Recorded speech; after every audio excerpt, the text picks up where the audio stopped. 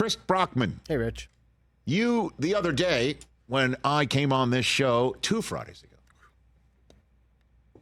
saying, hey, this team that just beat the crap out of the New York Football Giants in San Francisco, they got this kid at quarterback playing like he's a most valuable player, but he will not be named as such. And I also included as part of Brock Purdy's value the fact that he is on a rookie contract born out of being the last pick in a draft.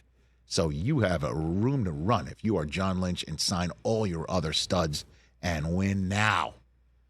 Because Brock Purdy's playing like he's a first overall pick, but he is the most relevant, Mr. Irrelevant ever. He is playing to the point where and I love the folks behind this.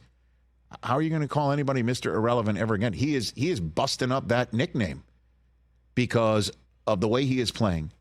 And at the time, and I mentioned MVP and how valuable he is for this team at this point, because the way he is playing, the words Trey and Lance aren't uttered anywhere.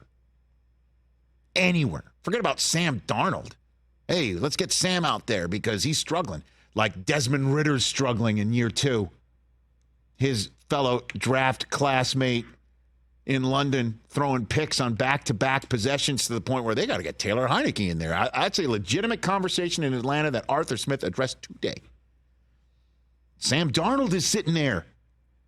Another former number 3 overall quarterback sitting there, and his name's not even mentioned, not even a whisper of it. And then the coach and the general manager who were behind the selection of Trey Lance by trading a whole ton of draft capital to go get him, they are rewarded with contract extensions as opposed to shown the door, like most coaches and general managers who are part of a failed venture, as explosive as that would normally be. And the reason why is because of the way Brock Purdy is playing. Another piece of his value. Chris, you said to me last week his odds of being MVP were 18-1 at that point in time, if I'm not mistaken. What are his odds right now, Chris? 25-1. What in the hell is happening in the town where Mo Green does not have a plaque or a signpost despite him founding it? So that's 8th best in the NFL right now. How have they gone down? Do you want to guess the players in front of him? I don't, because I don't care. Oh, that's a little harsh. Christian McCaffrey's 20-1. Justin Herbert playing really well, 18-1. Lamar Jackson, 11-1.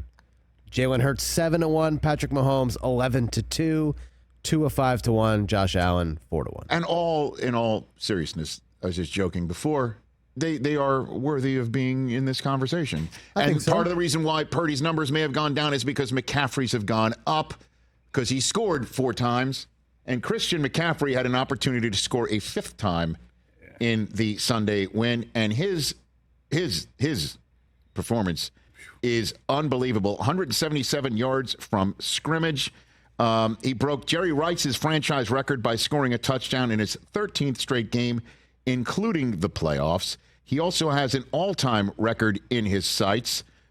He has the opportunity to score a touchdown in a record 15 straight games, which would tie the record since the merger held by John Riggins and O.J. Simpson. Those are Hall of Famers, and McCaffrey is in clearly a great spot, and he is terrific. Earlier on in this program, I asked Chris Long, who's the MVP of this team? He named Fred Warner. But let me just keep making a case for this kid who set a record for completion percentage in the history of the San Francisco 49ers on Sunday. He missed one of his 21 passes. I'll say it again, 20 of 21, Brock Purdy in this year's football game. That is a record. By the way, 49ers, I just haven't looked it up. They've had some pretty good quarterbacks. I think so. Uh-huh. Yeah. He's not missing. He's not missing, and he's not making the mistakes at times in games when, say, a team like the Cardinals creeps close, and then he provides more fuel for their fire with the gasoline in the form of a giveaway. He doesn't do it. And here come the Dallas Cowboys to prove all of what I've just said inoperative, and they have the tools to do it. I cannot wait for Sunday.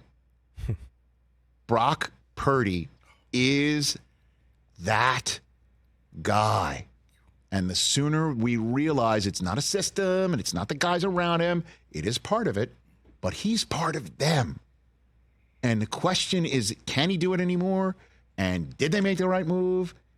Moot questions. Moot.